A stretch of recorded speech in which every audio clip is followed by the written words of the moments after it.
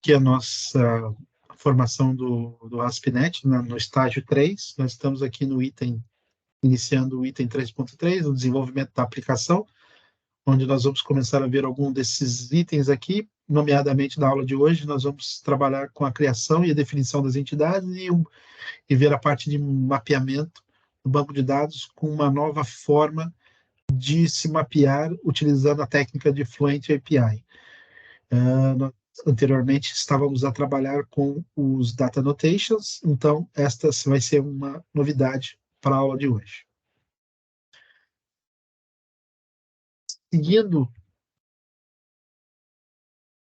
Seguindo aqui no slide, vamos ter que ter uma demonstração agora de como foi definido as entidades, a estrutura dos nossos modelos e como é que está sendo feito isso no contexto. Vou compartilhar convosco aqui como é que está o meu Visual Studio.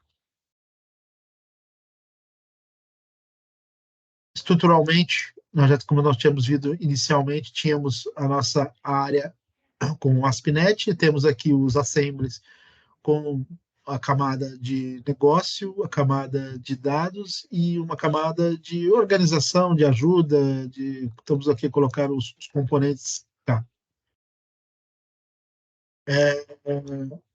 Bom, para começar, nós temos que, quando nós vamos fazer as estruturas de entidade, obviamente a gente precisa criar os modelos. E como nós vamos também, como vocês viram, nós vamos trabalhar com uma forma diferente de mapeamento, nós, além de criarmos nossas classes representando as entidades, nós não temos obrigação de fazermos o uso do data annotation, não é? Então, para dizer, olha, esse campo aqui eu não quero que seja obrigatório, nada disso, nós não precisamos usar essas tags aqui. Mas não nos desobriga também a utilizá-los. Nós podemos trabalhar em conjunto, tanto a nova forma e utilizar a nova e a velha juntos, não há problema, ok?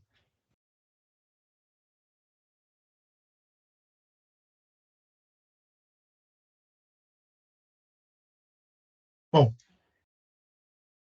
lembrando que quando nós trabalhamos com chaves primárias, é uma boa prática trabalhar aqui com as entidades. Toda entidade, habitualmente, ela tem uma chave primária. No caso aqui de produtos, no caso aqui de categorias, no caso aqui de fornecedores, nós temos essa necessidade de ter uma chave primária. E até mesmo aqui de endereços também, uma chave primária. Porém, nós simplesmente poderíamos vir aqui nessas entidades e colocar aqui o ID delas, o ID de cada uma delas. Normalmente, habitualmente, usamos no Entity Framework, costumamos referenciar como ID mesmo, a palavra ID como para a chave primária, de modo que nossa estrutura de banco de dados sempre fica como chave primária, como ID. E reparem, se nós usamos isso em todas as entidades, nós poderíamos criar uma classe que representasse esse ID e herdarmos dessa classe essa informação. E além do mais, poderíamos não só trabalhar com essa propriedade, como também poderíamos, no construtor dela, colocarmos já um gerador, um autogerador de informação, o que para o Entity Framework, na hora dele fazer, além de fazer o mapeamento e a usabilidade da própria movimentação no banco de dados, para ele, ele entende, ele já facilita para ele quando nós já atribuímos no construtor para essa própria entidade, propriedade que nós estamos criando aqui, um gerador. Fazendo isso isoladamente numa classe, no caso aqui a gente colocou com o nome como entity, nós podemos fazer simplesmente uma herança nessa classe e, obviamente, o Entity Framework vai entender que, na hora de gerar essa entidade, ele vai adicionar esse ID aqui. É uma boa prática de se trabalhar. Se a gente for reparar aqui em outra, por exemplo, aqui, a categoria está fazendo o uso da mesma técnica. E supostamente deveria gerar na base de dados o ID também para essa tabela aqui. Ok? Bom, dessas tabelas novas, agora, nós estamos trabalhando num cenário muito específico. Nós não estamos trabalhando num projeto do zero. Ou seja, a base de dados já existe, ou parte dela já existe, né? As tabelas já existem, algumas não, algumas sim. Então, nós vamos passar por uma situação diferenciada aqui. No sentido de querer, como nós estamos aqui a usar uma técnica de mapeamento relacional, através desse ORM, que é o Entity, temos também, estamos a usar uma técnica chamada Code First, que a gente cria o mapeamento primeiro, né, via código, e depois gera para a base de dados. Mas nós estamos com um cenário diferente. Já existe a base de dados, já existem algumas tabelas, e já existem alguns campos, e vice-versa. Vai acontecer vários cenários aqui. Então, o contexto ele tem que entender esse cenário. Provavelmente, quando vocês forem trabalhar em outros projetos, esse cenário deve ser um cenário comum de se encontrar. Nunca é muito raro a gente pegar um projeto do zero e vamos construir aqui do zero, o que fica muito bom, não é? É muito gostoso trabalhar do zero, sempre construímos a nossa estrutura, mas a realidade não é bem essa. A realidade que a gente encontra nas empresas já existe alguma coisa, ou temos que migrar aquilo para uma outra coisa, ou temos que editar aquilo. Então, esse vai ser o cenário comum. Vocês já sabem a forma de criar o contexto, não é? Já sabem a parte de fazer aqui, utilizar da prática de herdar do DB Context, e essa classe aqui passar a ser a parte de contexto, e aqui nós já tínhamos estudado o mapeamento aqui de como mapear as entidades, né, para se gerar na base de dados. Mas nós estamos com uma situação, mas agora começam a surgir essas situações específicas, né?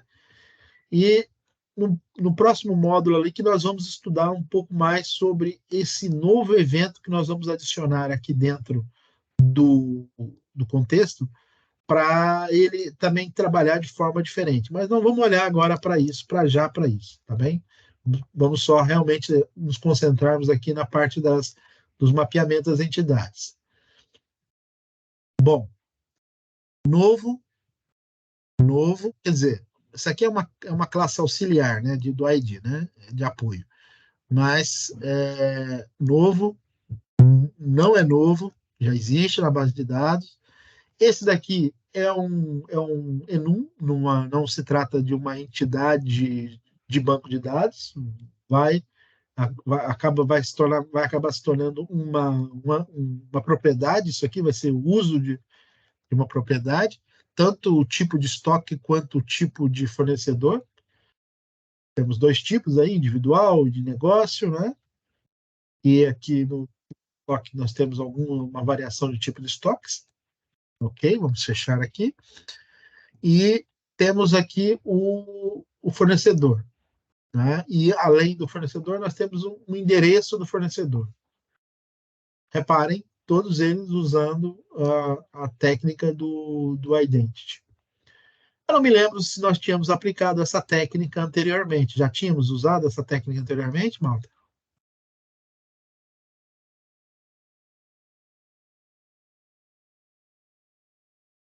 Sim ou não? Não escutei. Ninguém falou. Ok. Eu acho que já usámos para alguma coisa. Não foi o Entity, mas foi uma coisa assim semelhante. Para gerar um ID? Né? eu acho que assim, nós tínhamos usado, nós tínhamos colocado vídeo, não é? nós tínhamos colocado o New Guide no construtor. Eu acho que vocês tinham visto isso, né? Sim, isso sim. Mas agora Agora, nós estamos isolando essa lógica, essa funcionalidade em uma classe. Isso eu acho que numa só. isso vocês não tinham visto ainda, né? Ou seja, agora o que estamos a fazer é para uma classe abstrata que tem logo o ID sem termos que andar a colocar em todos. É Isso, isso. exatamente. Pois, Nós estamos poupando código aqui, né? Nós estamos usando uma Uhum. boa prática, de acordo com o Entity Framework, nós estamos usando uma boa prática para ele e refatorando, né? Fazendo uma espécie de refatoração, uma melhoria aqui de uma técnica. Em vez de colocar ID para todo mundo, a gente está criando um ID só que vai ser gerado para todos. Muito bem. Eu vou passar depois essas classes, porque são obrigatórios esses campos, então não há necessidade de vocês querem tentar inventar a roda aqui, então vamos ter isso. A novidade aqui na classe produtos é que nós temos aqui o conceito de nós vamos ter uma relação com a tabela produto, tanto a fornecedores quanto a categoria, ou seja, um produto ele pertence a um fornecedor e também pertence a um tipo de categoria, um produto, né? Portanto, contrário é que um fornecedor um fornecedor vai ter diversos produtos e uma categoria também vai estar em diversos produtos. O detalhe aqui é o seguinte: eu estava a testar aqui uma cena de tentar gerar apenas as chaves, as coisas, esses campos não existem na tabela atual se a gente for olhar aqui.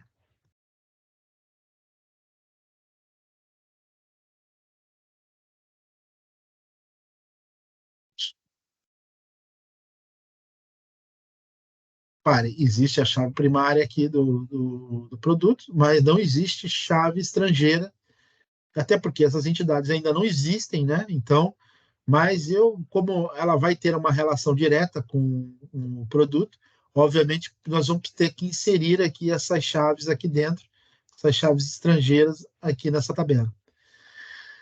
Então, o que eu estava a fazer na semana passada aqui, estava a testar, era não mapear o que já existia, nos campos que já existiam, obviamente.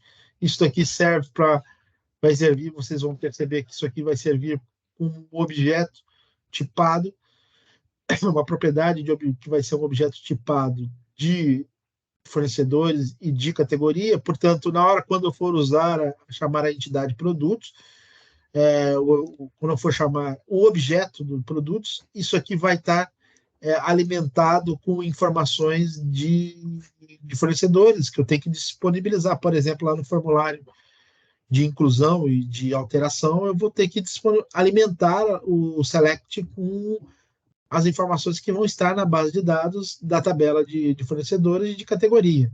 Então, estruturalmente, o Entity Framework, para ele estabelecer essa relação entre os objetos, ele precisa que seja criado esses objetos aqui, essas propriedades tipadas, né? Eu coloquei aqui como para relações do Entity Framework. E esses daqui são mais para o campo que vai dizer realmente o que é o fornecedor e qual é a categoria armazenando o GUID, ou seja, o ID das tabelas, dessas tabelas estrangeiras aqui. Muito bem. Só que acontece que isso aqui não deu certo. Quer dizer, deu, mas não, no final não me atendeu. Isso aqui provavelmente eu vou remover, não vai ter efeito isso.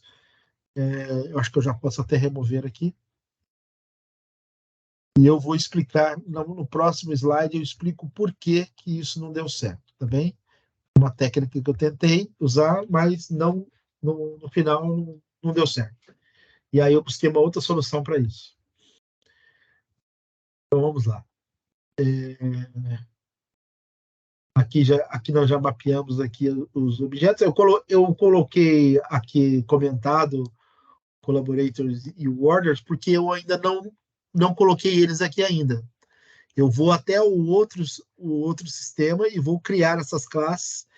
Eu ainda posso até fazer isso hoje online com vocês, para a gente fechar essa parte de modelos aqui direitinho. Mas a de produtos eu já tinha colocado, então por isso que está habilitado aqui. Mas esses ainda não. Mas esses aqui também, eles estão junto com o de produtos separadamente com desses, porque esses aqui são as entidades que já existem. E essas aqui que são que não existem. Então, essas aqui, sim, via migration nós vamos ter que gerar. E esses aqui nós não vamos poder mexer. Embora o de produtos, ele tenha necessidade de se criar coisas novas nele. Nesses aqui não haverão, mas esse sim haverá. Então, nós vamos ter que. Mas não foi aquele método que eu estava usando no Mapped, era para justamente conseguir adicionar via migration os campos novos e não mexer com os outros. Mas não deu certo, falhou essa técnica. Nós vamos ter que ignorar também via migration, nós vamos ter que ignorar essas três entidades. E nós vamos ver como fazer isso no próximo tópico.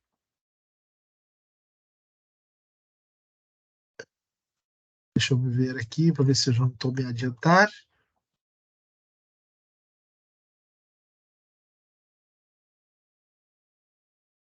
Olha,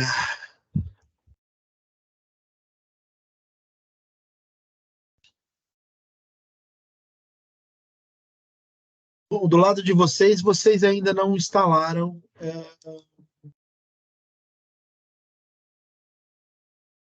Do lado de vocês ainda não instalaram o anti-framework, pois não? Ainda não, né?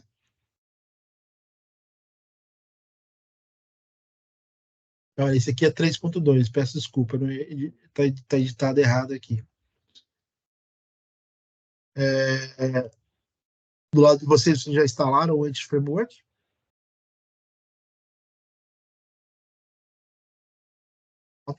Eu penso que já tem nos packages no meu projeto. Detalhe. Sim.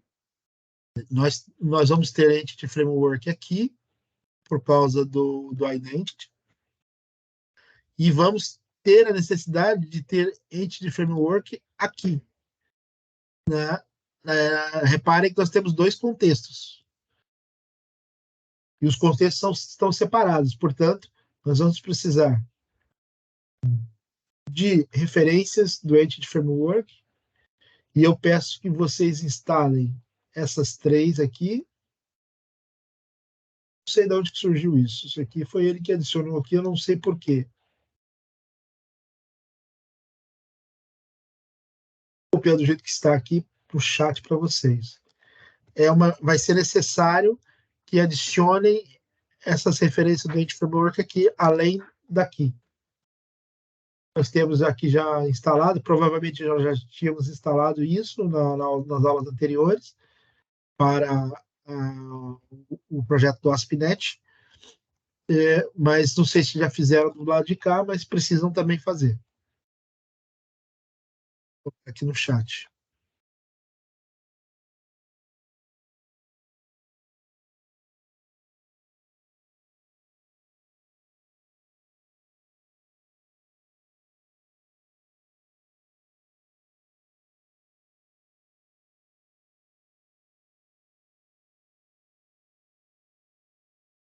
Ou seja, isso é para fazer de todos os pacotes que nós temos lá, todos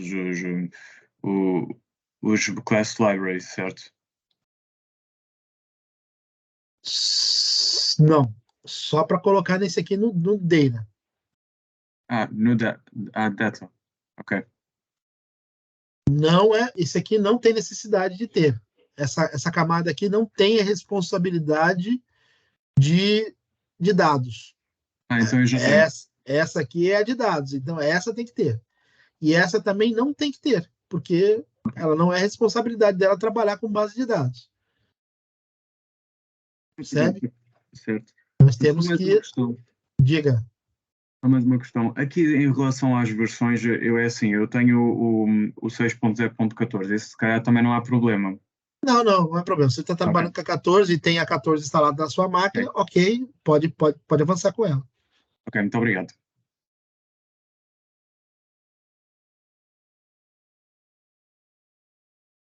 Carlos, eu ia dizer qualquer coisa e eu sem querer interrompi-o. Não, não, era só isso mesmo, era para alertar-vos aqui que é para instalar nesses dois sítios, certo? Não sei se já avançaram com isso. Agora, a nível de organização, eu não sei como é que está a estrutura de vocês de dados. Nós tínhamos criado as pastas, mas nós não tínhamos criado as classes ainda, correto? Exato. Acho que convém primeiro colocar, antes da gente avançar aqui por parte de contextos, convém colocar essa daqui do Models. Não sei se vocês têm isso daqui. Querem que eu passe isso? Sim, se faz favor. Por favor. Vamos lá, eu vou passar para a gente ficar na mesma página.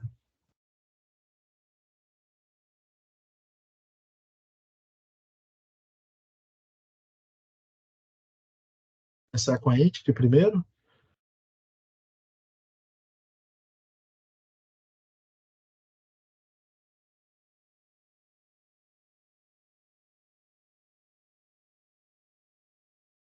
Foi isso que eu estou passando aqui para vocês colocarem na camada de Business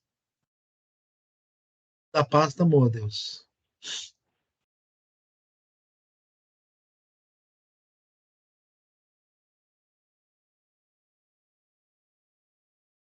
E aí vocês criam os ficheiros de acordo com o nome que está aí.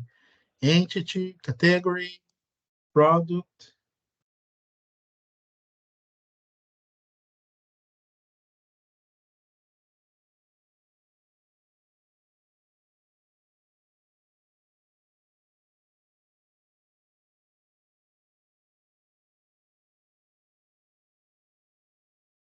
Lembrando que. Não, eu vou passar os enumerables no final, tá bem?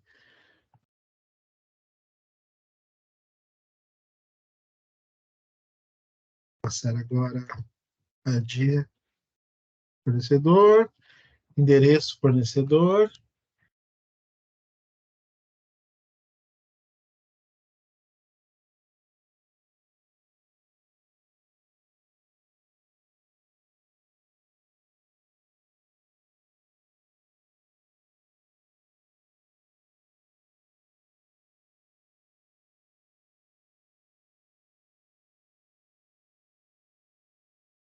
E essas duas últimas são os enum.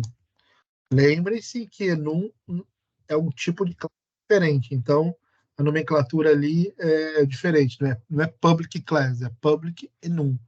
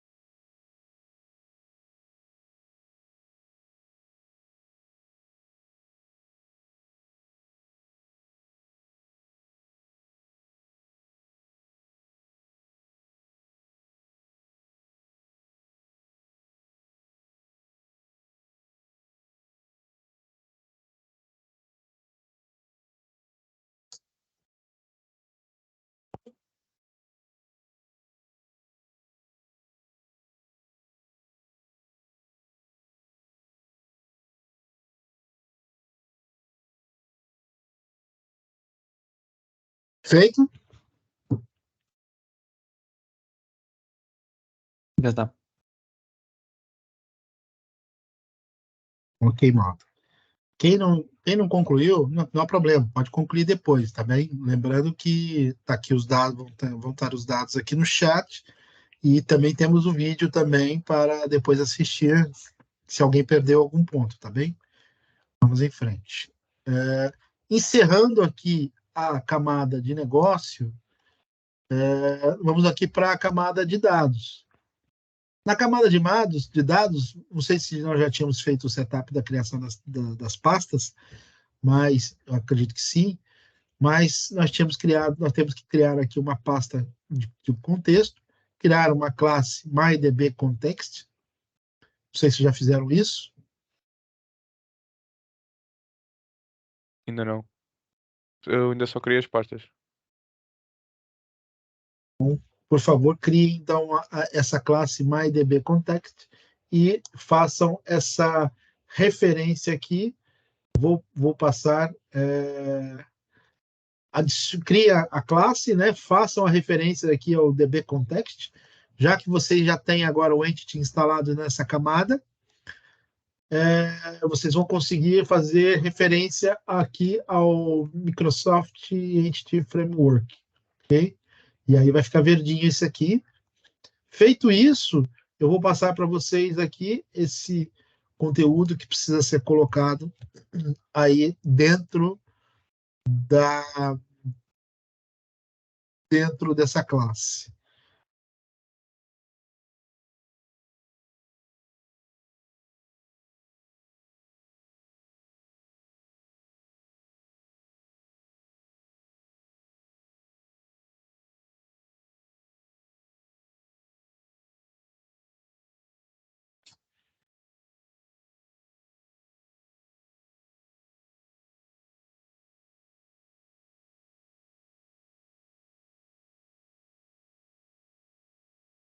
Ok? Ok. Então, na sequência aqui, considerando que vocês têm o Microsoft Entity Framework Core instalados e também as referências do Relational e das referências do SQL Server, SQL Server, são 3 referências do Entity Framework, aquelas que eu passei para vocês aqui no chat. E, aliás, não é referências, né? Porque tem a design também. Carlos, qual é que são as referências? Deixa eu ver se eu não coloquei aqui no chat. Deixa eu ver.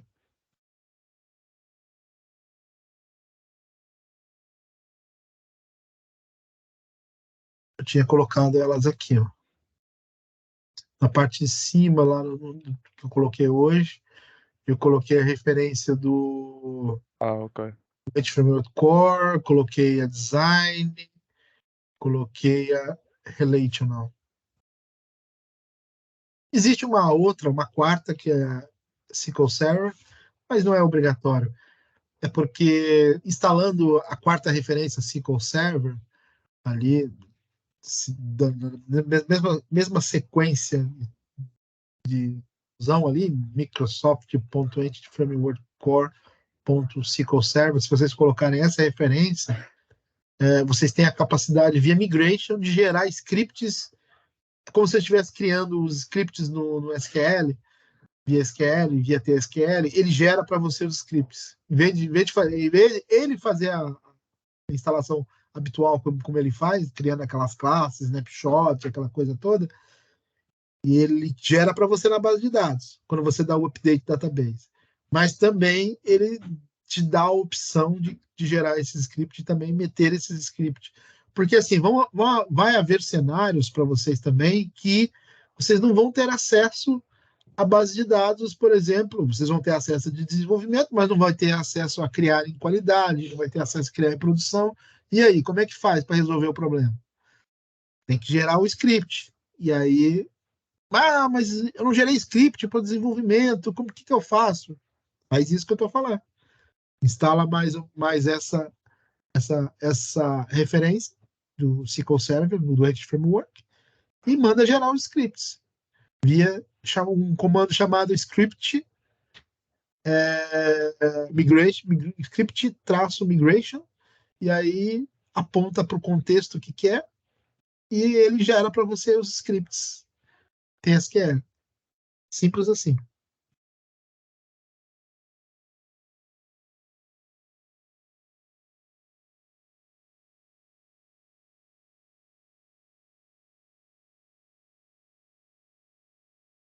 Bom, eu acho que da parte aqui dessa classe, do objetivo aqui desse cenário, que é criar e definir as entidades, nós já temos. Já temos aqui as entidades e já temos aqui, eu passei para vocês a informação do contexto aqui, correto?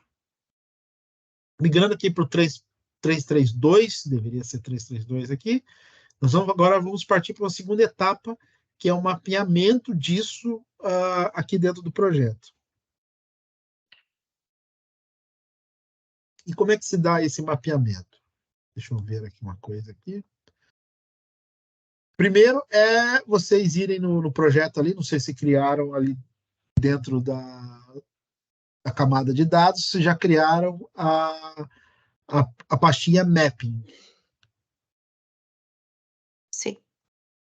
Aqui. Bom, aí nós vamos criar agora alguns ficheiros, e esses ficheiros vão...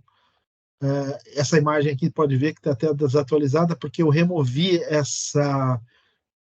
Vamos criar aqui os nomes das entidades que nós estamos criando lá em cima, que nós criamos lá no modelo. Category, Supply Address, Supplier, sempre terminando com Mapping. Isso é uma convenção que o Fluent API vai perceber que isso aqui é uma classe...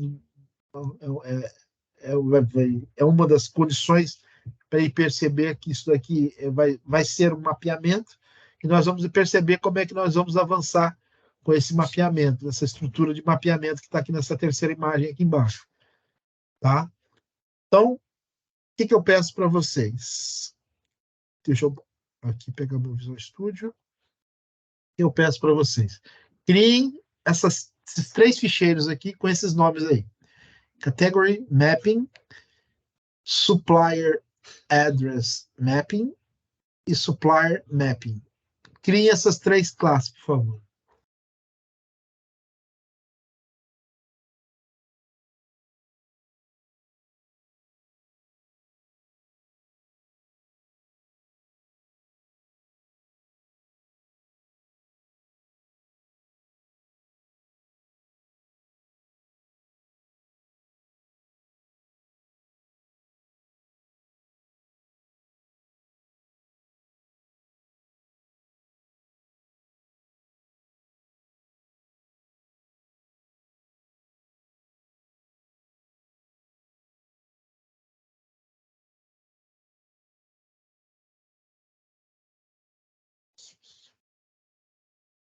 Bom, eu imagino que vocês já estão criando as classes aí. Vamos dar continuidade aqui. Para dentro de cada classe, nós vamos ter que usar aqui uma herança dessa interface aqui chamada iEntity Type Configuration. Muito provavelmente vocês vão ter que fazer a referência aqui desses dois aqui, do Entity Framework e o Metadata Builders. Acho que para uma coisa ele só vai gerar uma referência, depois a gente vai adicionar informações aqui e ele vai acabar exigindo que vocês façam uma referência a essa outra biblioteca. Mas eu vou passar para vocês aqui a cópia do conteúdo de dentro. Desculpem, a interface ela é dinâmica, então ela trabalha com objetos genéricos aqui dentro. Então, de acordo com a classe que você está criando, você também tem que imputar aqui o modelo que vocês estão a trabalhar. No caso aqui, categoria, mete categoria aqui, e tem que ficar verdinho para referenciar lá com a camada de modelos, ok? Vou passar aqui a cópia disso para vocês.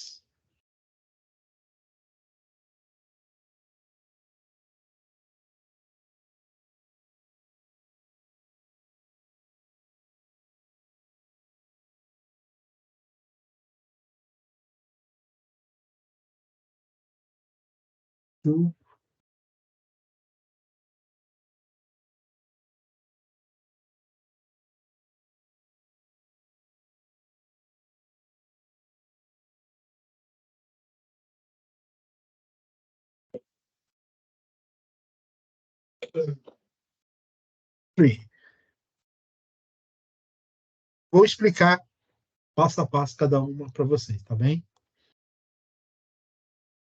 Já está aí no chat, as 3. Então, eu peço que vocês ignorem agora o chat e prestem atenção aqui que eu vou explicar cada uma delas. Bom, essa primeira parte aqui eu já expliquei. Quando a gente faz essa herança dessa interface, ele obriga a gente a fazer uma... Se eu não tivesse colocado, se eu não tivesse criado, se eu tivesse criado do zero a classe e tivesse feito isso, ele ia pedir para mim fazer uma implementação, porque na verdade isso aqui é um contrato, né? Então ele vai, no contrato dessa interface, está dizer aqui que eu sou obrigado a instalar esse método aqui. Reparem que ele já, como eu já coloquei aqui o category, ele já trouxe para cá, já gerou ele já fez aqui uma espécie de injeção de dependência, não é? Por parâmetro, e está esperando que seja implementado aqui o resto do método. Isso aqui, qual é a finalidade disso? O que a gente pretende com essa classe? A gente pretende fazer o que a gente estava fazendo com o Data Annotations, só que de uma forma muito mais rica, muito mais inteligente e muito mais eficaz de se trabalhar. A gente tem um maior controle sobre o que vai acontecer na nossa base de dados, na nossa criação das nossas tabelas. Então, o que eu estou dizendo aqui? Estou dizendo aqui que, para essa entidade de mapeamento aqui, como eu estou trabalhando com a migration, eu estou dizendo aqui, olha, essa entidade de categoria não existe, eu quero criar ela. E se eu quero criar ela, o meu ID, não basta eu ter um ID, eu quero que ele seja chave primária. Então, aqui eu estou determinando. Aí você pensa assim, você fala assim, mas lá no Data Annotation eu só colocava key, e ele já entendia e já fazia a chave primária para mim também. Ok, fazia. Parece mais simples. Mas aqui se você observar, você está escrevendo, é como se fosse um documento único e você passa todos os parâmetros necessários para que aquela tabela respeite aquelas regras, aquelas coisas. Eu acredito até que o Entity Framework tem uma inteligência, se a gente não colocar, ele vai entender que aquilo é uma chave primária e vai acabar atribuindo. Mas eu recomendo que vocês escrevam isso sempre, porque até mesmo para ficar claro para nós e para o Entity Framework não for interpretar diferente e fazer coisas diferentes, né? Então, eu recomendo sempre que coloquem. Deixa eu abrir paralelamente aqui essa category para a gente ter aqui. Ó. Então, nós temos aqui o quê? Nós temos aqui o ID, nós já declaramos lá, chave primária. Nós temos o name, temos o description e temos o active aqui. Depois eu vou ter uma propriedade de lista de produtos em uma propriedade chamada produtos. Isso é para a relação do Entity Framework com relação a produtos, categoria produtos. Então tá. Então como é que o Fluent funciona? Basta a gente chamar a propriedade builder e na propriedade builder a gente começar a fazer as descrições e aí tem umas variações de comandos. Se vocês perceberem bem, nós temos aqui uma série de opções aqui, de recursos que nós temos aqui para fazer declarações aqui dentro do Fluent API. E eu vou chamar a atenção para vocês que nós temos aqui ali no próprio slide mesmo, nós tínhamos ali um link, e esse link é exatamente esse link aqui da Microsoft para vocês perceberem como é que funciona o Fluent API, como é que faz as configurações, propriedades, e aqui vai dando uma série de informações a respeito da chave primária, e por aí vai, uma série de outras informações que são bastante pertinentes de acordo com a situação. Até aqui, ó, chave estrangeira, e uma série de índices, contextos, a relação com os contextos, muita informação útil que vocês podem explorar aqui e perceberem como utilizar. Nós já vamos olhar já para essa sobrescrita que nós estamos fazendo aqui nesse método aqui, onModelCreate, que tem tudo a ver aqui com Fluent API. Mas aqui, voltando aqui, o que nós temos que determinar? Além da chave primária, aqui nós temos aqui a classe, nós temos o name, description, active. Então, vamos lá. Name, eu estou determinando que eu quero do tipo de varchar 250 e eu estou dizendo que ela é obrigatória. Estão a ver? Olha que interessante. Normalmente, quando a gente vai lançar, vai criar essa estrutura de descrições, existem campos que não precisam ser obrigatórios, né? Então, esse é o caso aqui, ó. Quando vocês quiserem que o banco, que ele coloque lá, set como nulo, ou seja, aceito nulo. Então, você tem que botar que é requerido false. E ele já percebe isso. Aqui na estrutura do tamanho, eu disse que pode ser tamanho 500.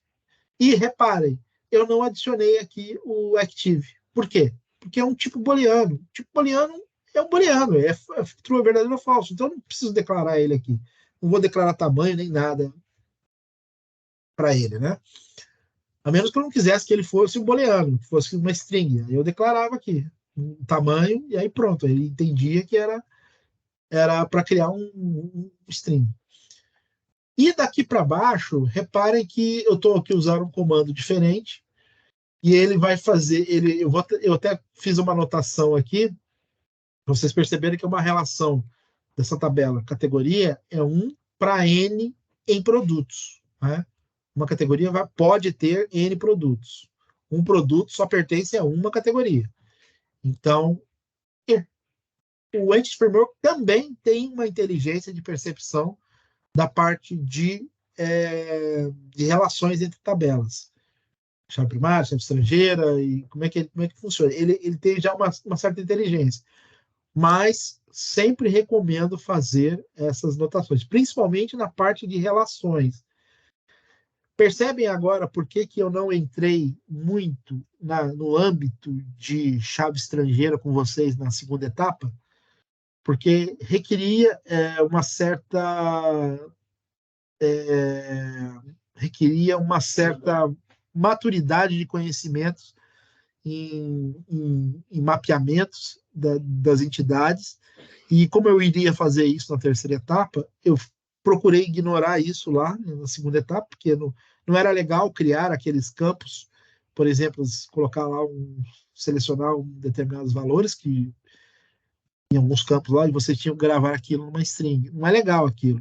O legal é quando você falar de entidades, normalização de dados e relação entre tabelas, é óbvio que a gente tem que trabalhar ali com chave primária, as chaves estrangeiras. E agora é o caso. Nós vamos fazer isso agora e nós vamos dizer isso para o Entity Framework, que nós queremos trabalhar aqui com ter muitos produtos para a categoria, ele vai ter muitos produtos. Então, o que a gente está fazendo aqui?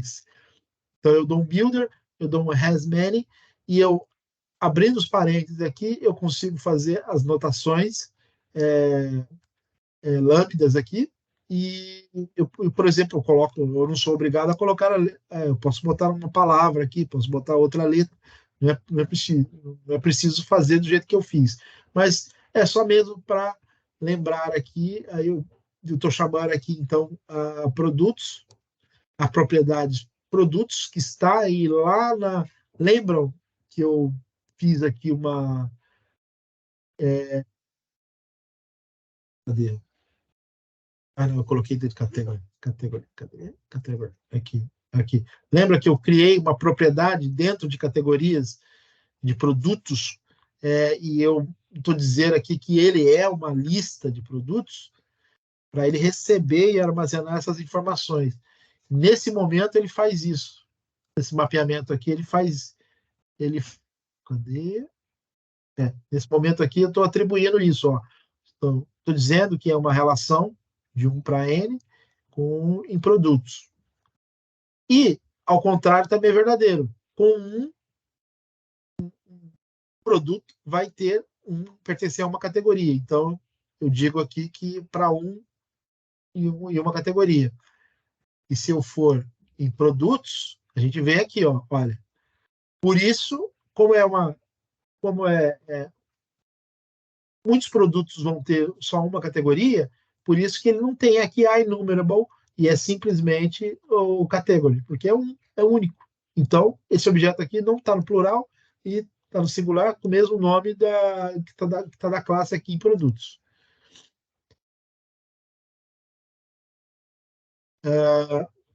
Aí, fazendo isso, nós encerramos aqui para o Entity Framework, ele já vai perceber toda a relação de uma tabela com a outra tabela, na ida e na volta. Né?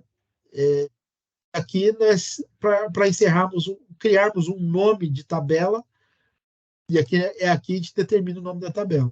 Como a gente está tratando de categoria, normalmente a gente usa pluralidade na criação do nome da tabela. Então, a gente bota categories. É recomendado, não é obrigatório. Okay?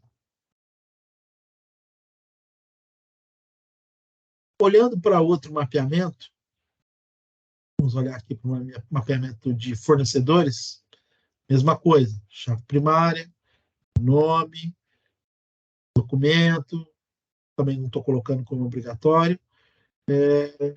E aqui eu estou fazendo uma relação de uma tabela com a tabela de endereço. Reparem, nesse caso aqui, a regra de negócio é 1 para 1, mas poderia ser 1 para N. Atenção, poderia ter mais de um endereço. Mas no caso aqui não é o caso, nós vamos fazer 1 para 1 aqui. Fazendo 1 para 1, eu simplesmente uso o has1. Digo aqui, olha, estou aqui usando a propriedade do supplier address que eu coloquei aqui no supply, aqui, a propriedade, não precisa estar assim. Não sei por que ele colocou assim, mas eu acho que não é necessário. Não é necessário ter isso aqui, mas por enquanto deixa.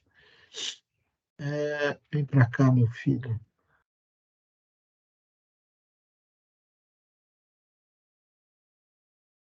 Aqui conosco.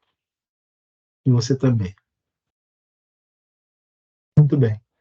Voltando aqui para o mapeamento.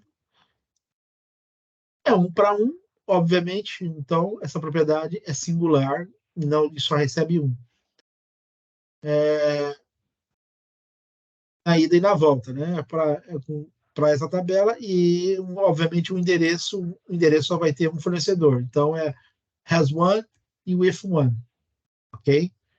É assim que se configura uma relação 1 para 1. Agora, a relação do fornecedor com produtos é bem parecida com o do category. Então, é a mesma coisa. Eu faço um has many e um with one e atribuo aqui a chave, digo que é uma chave estrangeira que se deve ter lá vai ser uma chave estrangeira lá no ambiente de produtos. Tá bem? Ok, e defino aqui o nome. Para fechar o mapeamento, também tem que fazer do lado lá do endereço. A tabela de endereço contém lá as informações de rua, número, código postal, complemento, bairro, cidade, distrito, e cada um com seus elementos. e não preciso fazer, nesse caso aqui é uma tabela de apoio, e eu já fiz todo o mapeamento lá no fornecedor, não preciso fazer mapeamento nenhum aqui de relação aqui. É só uma tabela mesmo que vai ficar de apoio e receber um registro por fornecedor. Então, aliás, é obrigatório receber um endereço para o fornecedor. E aqui está o nome estabelecido. Esses 3 ficheiros aqui são os mapeamentos para as 3 entidades que nós vamos criar. Tá bem? Está aí já passado do lado de vocês, né? Você já tem esses elementos para perceberem, e agora peço que vocês olhem isso detalhadamente. Vocês perceberem lá no desenho do slide, eu tinha colocado o Product Mapping, e o Product Mapping, vocês lembram que também vai receber duas chaves estrangeiras, né? No caso, o Category ID, e vai receber o Supplier ID. Ele estava aqui, ele estava sendo mapeado também, esses 2 campos novos. Como eu falei, eu estava tentando fazer uma abordagem novo, a gente conseguir colocar aqui, mas no final, na hora que eu fui fazer o teste, deu erro, não deu certo, e aí eu tive que partir para uma nova abordagem, que era remover aqui o ficheiro daqui, do mapping daqui, não preciso, e eu vou tratar da seguinte forma: tudo que já existe, eu vou tratar via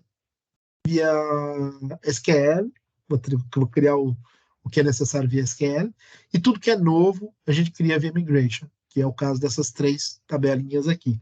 Vai entrar uma outra quarta aqui, mas a gente pode fazer isso mais para frente, que é aquela que eu propus a mudança de negócio para vocês.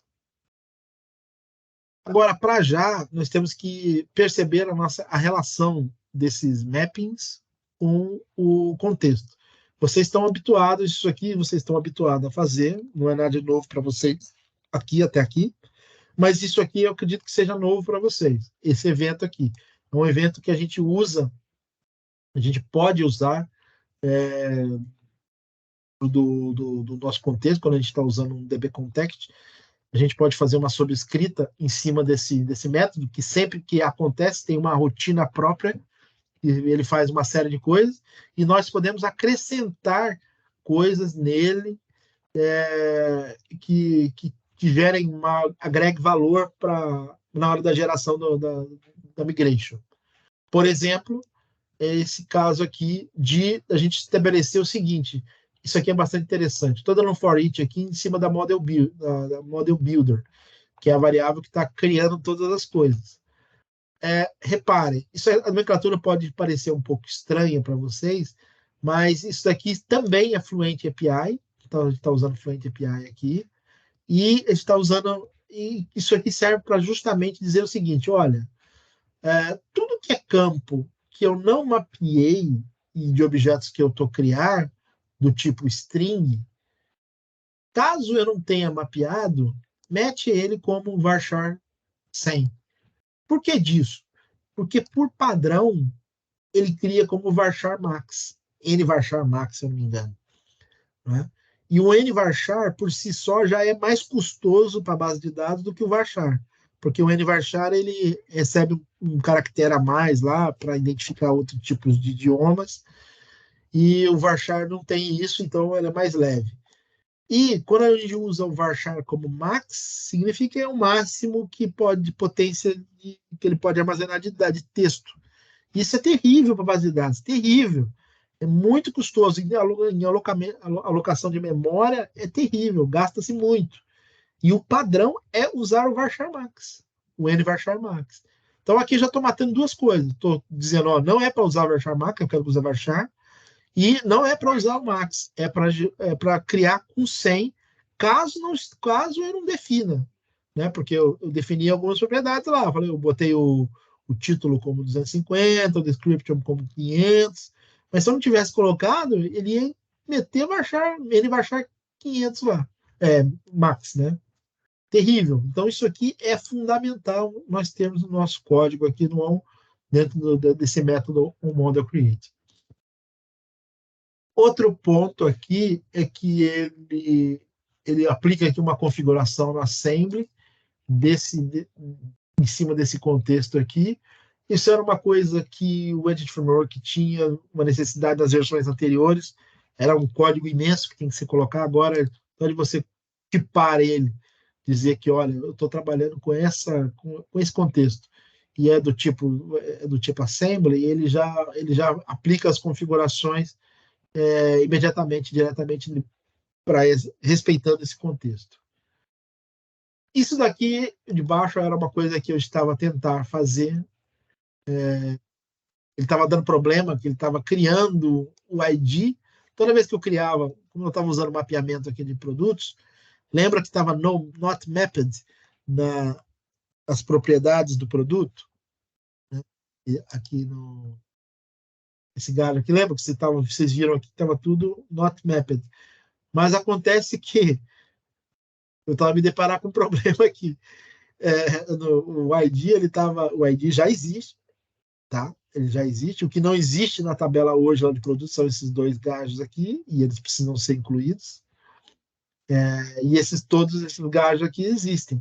Então eu meti not mapped aqui, falou, legal, ele bloqueou isso aqui, não criou isso aqui, mas ele estava criando o ID. E aí eu falei assim, poxa, eu não quero desmontar essa lógica aqui inteligente, né? Então, aí o que eu pensei? Eu falei assim, bom, eu vou ignorar aqui a chave primária.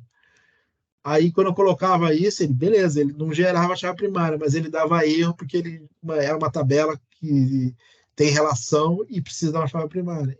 Então, eu entrei num paradoxo aqui. Não resolveu, não resultou esse cara.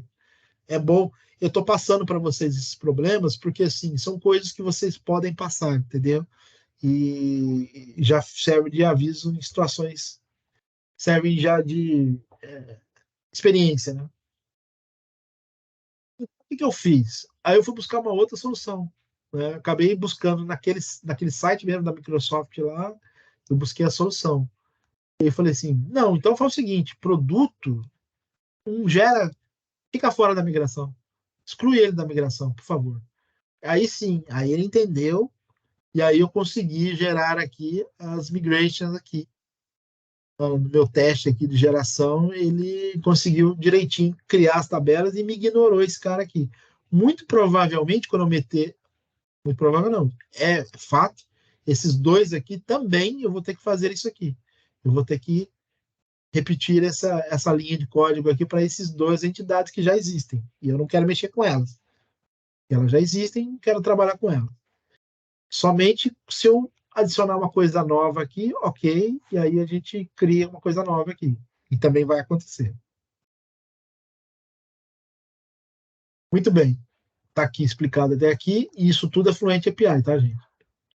E também o mesmo caso aqui, isso aqui é uma outra situação, também que eu preciso conversar com vocês, que é muito sério. Vocês sabem que relação entre entidades, elas têm uma série de comportamentos diferentes. E eu vou dar um exemplo. Existem sistemas que você pode ter a necessidade de criar um fornecedor, e esse fornecedor está ali, existe, ok? E você começa a criar produtos, comprar produtos desse fornecedor, começa a meter os produtos lá, na sua tabela de produtos, e simplesmente aquele fornecedor faliu, ou você deixou de comprar com eles, não quer saber mais de comprar com ele, está muito caro. E aí o que você faz? Falou assim, não vou trabalhar mais com esse gajo, quero excluir ele. Você tem direito de excluir ele? Tem direito de excluir ele, mas tem consequências. Você não pode excluir um registro da tabela de fornecedor, sendo que ele já tem relação com outros registros na outra tabela. Então, como é que se comporta cada base de dados? Dependendo da configuração, se você excluir um fornecedor, ele vai lá e exclui também das outras tabelas. Das tabelas que estão relacionadas, né? Que é o delete cascade. Vocês já devem ter lido sobre isso na faculdade, já devem ter estudado a respeito disso. Exclusão em cascata. deletou aqui, deletou lá também. Se tiver, essa relação pode ser com N tabelas, não só duas, pode ser em 3, 4, 5, 6 tabelas que vocês, dependendo da relação de lógica de negócio que é aquela tabela. Então, isso é perigoso, isso é muito perigoso. E aqui, simplesmente, nós estamos dizendo aqui, olha, não se comporte assim. Não exclua em cascata. Mas se eu quisesse, e sim, eu poderia, olha aqui. Eu simplesmente colocaria para permitir esse tipo de cenário. Tá? Mas desse cenário aqui, ele não deixa. Você vai tentar excluir lá o registro, ele provavelmente vai dar uma mensagem de erro. Ele vai dar uma exceção, vai gerar uma exceção, e obviamente o seu sistema tem que estar apto a captar esse tipo de cenário de erro e tratar a mensagem de erro e exibir a mensagem na tela. Olha, você não pode excluir esse fornecedor porque já existe dados em outra tabela. Mas eu quero excluir. Eu quero. Muito bem. Você tem que ir lá na tabela de produtos, excluir primeiro os produtos que estão relacionados a esse fornecedor, e aí sim, depois você consegue excluir o teu fornecedor via sistema. É assim. É de acordo com a regra estabelecida. Nós, aqui nesse sistema, nós estamos usando dessa forma. Mas deixo claro para vocês que vocês podem configurar, sim, para o Entity Framework permitir que aconteça isso. Mas eu não recomendo. Não recomendo. Até porque, malta, existe um histórico. Se você olhar para o sistema, ele tem que ter um histórico. Alguém comprou aquele produto. Aquele produto saiu fora de linha, não existe mais, o fabricante não faz mais. Ok, deixa ele na base de dados como histórico, tá bem? Tenho ciência disso. E aqui é a ordem final dele pegar todas essas regras que nós definimos aqui, via Fluent API, e, ok, siga o fluxo da pipeline e faça a criação da migration. É isso que esse método onCreating faz. Alguma dúvida sobre esse método?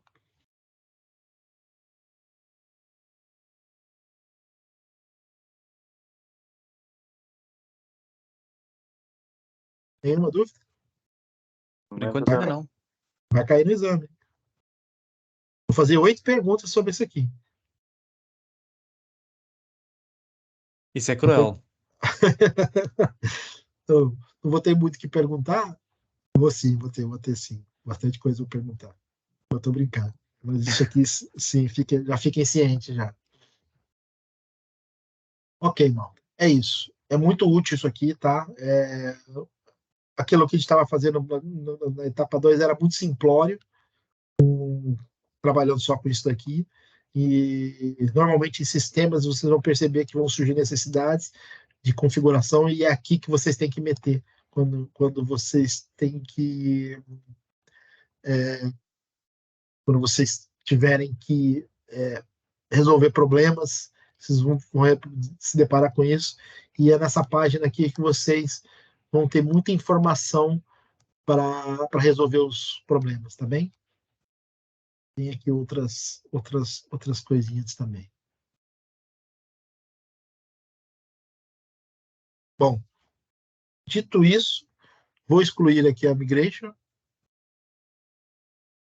Eu acho que está feito. Vou dar um build. Do lado de vocês aí, sempre dei um build. Já vi que tem coisa errada aqui. Tem que arrumar. Qual o problema? Isso aí tem 2 pontos. Aonde? Builder.ASCII. Ah, tá. Aquela asneira que eu fiz. Ok.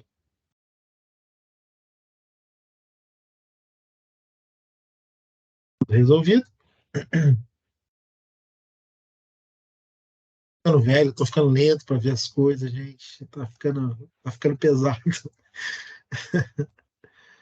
Mas é isso. A gente ganha experiência e fica sendo.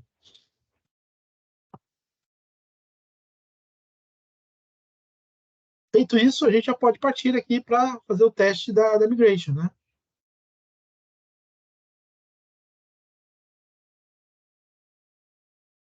Detalhe muito importante, não esqueçam de selecionar aqui a camada que vocês estão a fazer a migration, tá? No caso aqui, data. E, poxa, vou ter que digitar.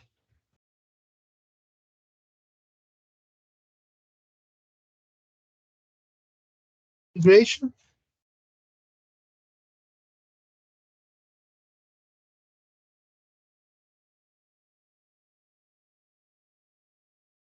Contexto. É bom colocar. IDB text.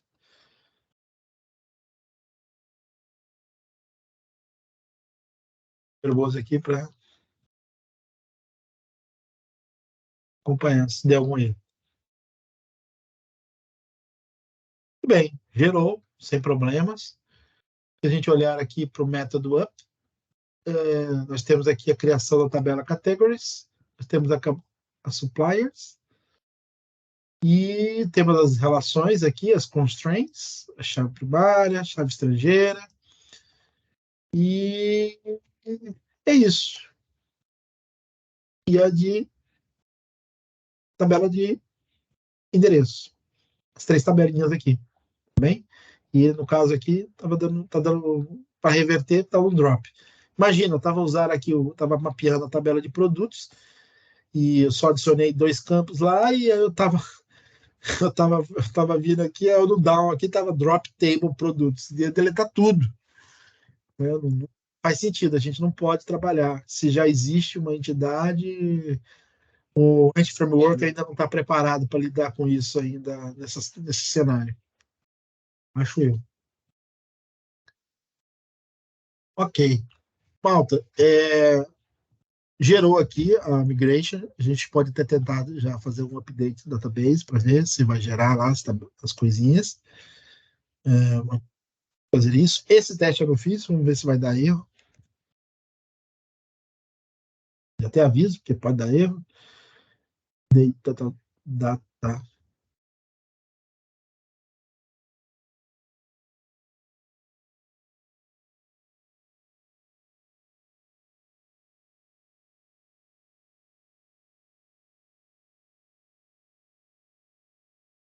E falhou. Para minha alegria, falhou. Mas acho que é porque vai DB context, o contexto, e tem que ser maiúsculo. Ou não? Sei, vamos ver. Eu escrevi errado. Vai, DB. DB. Context.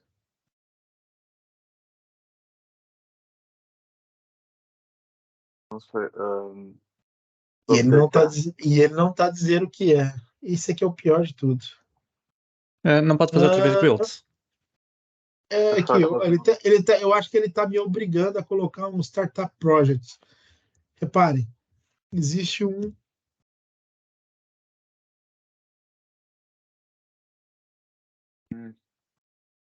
Qual é o startup project? Startup project, ele por padrão, ele começa por esse daqui, ó. Eu acho que nesse caso, talvez ele esteja pedindo para que seja esse daqui, né? Então, deixa eu pegar aqui.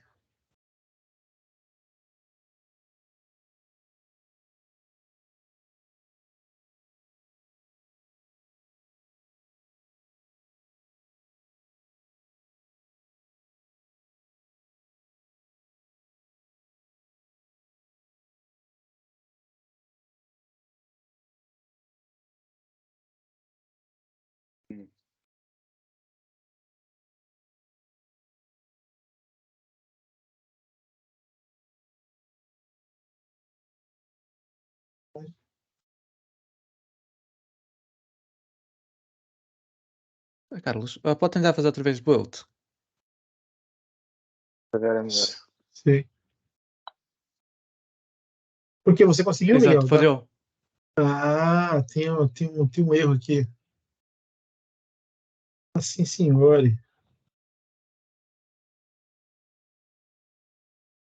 Ué, o erro? Mas ele tá a falhar. Se calhar falta um import para o SQL Server. Não, não é isso não. Ah, ele tá falando aqui, né? User Identity. Pois, vamos meter aqui então. É.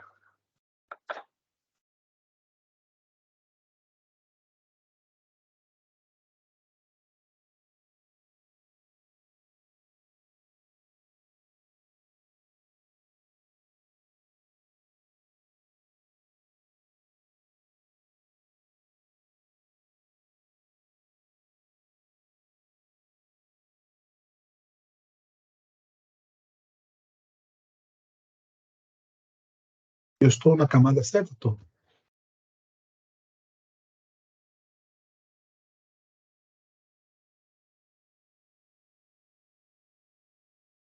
Porque por acaso estava a faltar mesmo no meu SQL Server. Ali eu tinha falado e estava sem. E agora buildou, né? Agora já vai dar. Sim, senhora. Muito obrigado, professor Miguel, me ajudando aí. Olha, eu vou tirar o startup. Vou testar com isso aqui só para ver uma coisa.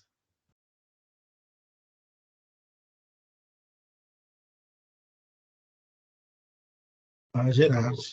Done. Ou seja, aqui não atualizou, obviamente, que nós tiramos fora, mas criou aqui as tabelas.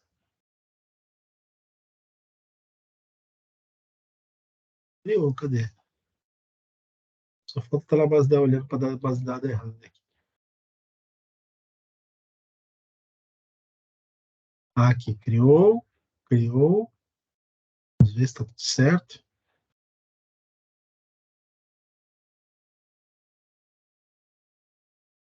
Olha aqui, ó, chave estrangeira.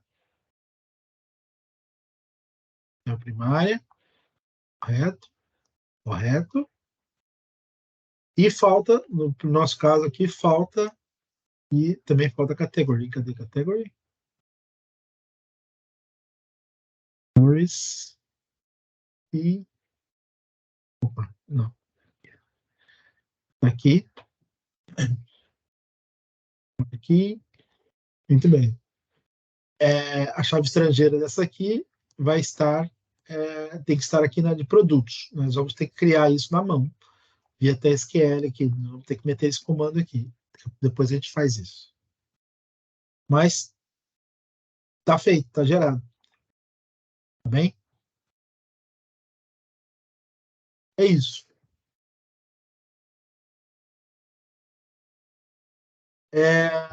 Eu acho que assim, do lado de vocês aí agora, eu recomendo que vocês tentem fazer isso. Assim, em termos de conteúdo, para hoje, é isso, são essas duas situações, os models e o mapeamento e gerar a migration já da nova estrutura. Eu queria mostrar para vocês aqui como é que está ficando aqui do meu lado a minha aplicação, depois eu vou olhar de vocês, mas para vocês terem uma noção de como é que está a ficar. Aqui o logotipo, que colocar alguma coisa aqui referente, ainda não coloquei ainda, mas preciso colocar aqui alguma coisa referente à aplicação, né? Preciso da loja virtual, preciso colocar, mas coloquei aqui os botões aqui para sign-in e registro. Aqui está o rodapé, mas já está aqui embaixo, ó, já está respeitado, independente do ecrã que esteja. Eu mudei para o outro ecrã menor aqui, ele continua na posição certa o rodapé. Então, vou fazer login aqui. Já está Essa parte já está operacional. Preciso corrigir aqui esse defeitinho. E lembrando que você, depois que você faz login, tem que ir para o seu dashboard. Eu criei aqui no meu ambiente aqui, eu estava criando aqui os botões para aceder às controllers respectivas de produtos, categorias, fornecedores, ordem. E aqui é o collaborator, mas eu estou nomeando como cliente. É o meu cliente interno, né? Então, estou colocando como cliente aqui e eu botei um botão para dar logout. Ele vai lá na controller da home e derruba lá que eu mostrei para vocês anteriormente, passei para vocês, né? Não obrigado, vocês não obrigados a fazerem isso, podem fazer do modo que vocês quiserem, não precisa ser igual ao meu, podem fazer do jeito que quiserem, mas eu coloquei aqui essa imagem, eu falei para vocês que eu estou buscando lá daquele avatar lá daquele site, mas nós vamos mudar isso. Nós temos condições de criar um campo chamado imagem dentro da tabela ASP User. Nós temos como adicionar lá um campo lá e depois rodar a migration novamente e criar esse campo e ler essa imagem desse campo. Eu acho melhor a gente fazer isso, tá bem? Mas são coisas mais para frente. Vocês não precisam se preocupar com isso agora. O meu está adiantado aqui porque é outra coisa. É um modelo que eu estou mostrando para vocês, mas façam do jeito que vocês acharem melhor. Não quiserem colocar imagem, não coloquem, não precisa colocar, tá bem? Quiserem colocar o nome do e-mail da pessoa que está logado, tudo pode ser interessante mostrar, tá bem? E aqui eu coloquei um menuzinho respectivo às mesmas funcionalidades desses botões aqui, tá?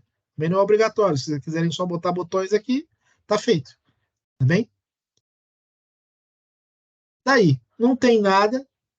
O meu dashboard que eu vou montar vou apresentar um somatório aqui de toda vez que a pessoa entrar, quantas ordens tem lá na tabela de ordens, vou apresentar aqui. Vou apresentar também a quantidade de produtos, vou apresentar a quantidade de clientes internos eu tenho e vou apresentar a quantidade de fornecedores. Mas aqui embaixo eu pretendo meter um gráfico aqui das minhas vendas mensais. No caso do semestre, pegar 6 meses aqui, ou eu pego um ano, ou eu pego 6 meses, e vou mostrando aqui quanto eu estou vendendo na loja por mês. Eu penso em fazer isso aqui no meu dashboard. Aqui é alguma coisa que eu vou fazer, mas ainda não defini ainda exatamente o que eu vou fazer com isso. Só botei aqui uma representação aqui do strap aqui, umas imagens do progress, do componente progress, que eu vou pensar assim, o que eu vou fazer, o que eu vou colocar aqui ainda. A ideia também aqui é também calcular o total de o meu total de custo, o meu total de receita, e ainda estou pensando aqui o que eu vou fazer aqui. Talvez eu transforme isso aqui num componente para exibir, isso aqui também em componente. Por enquanto não está em componente, está tudo, estou criando tudo, eu estou inicializando a ideia, né? Ainda não está definido. Botei também aqui um efeito também via JavaScript e CSS, né? Que é recolher. Isso aqui é enfeite, é demasiado, tá, malta? Cada um vai fazer do jeito que achar que deva fazer. Eu não vou me meter nesse ponto com vocês. É criação de vocês, tá bem? Posso remover também aqui. E é isso, tá? Estou a fazer aqui desse jeito. Se vocês olharem aqui sobre a navegabilidade, tá tudo vazio. Eu não fiz nada, absolutamente nada. E aqui o logout sai e volta para a página original. Precisa testar também se a parte do tá funcionando, as páginas tem que fazer a tratativa correta aqui para ir para a página de erro, para exibir uma página personalizada. Eu preciso mexer nisso também, preciso corrigir isso, preciso testar se a segurança está a funcionar. Por exemplo, eu vou tentar aceder o dashboard. Olha, Isso não pode acontecer, tá vendo? Eu estou acessando a página do dashboard sem estar logado. Absurdo. Falha de segurança. Eu preciso corrigir também. Fiquem atentos com isso também, que essas coisas é que vão ser cobradas no final de vocês também, que vocês vão apresentar. Também é fundamental. Estou mostrando aqui uma falha de segurança do meu sistema.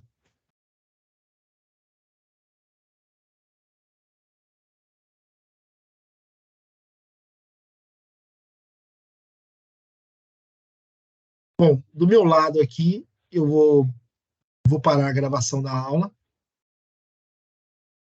para vocês fazerem a apresentação e mostrar onde vocês estão, quais os seus problemas, tá bem? Vou encerrar aqui, vou encerrar esses 2 tópicos de aula, tá? Só um minuto.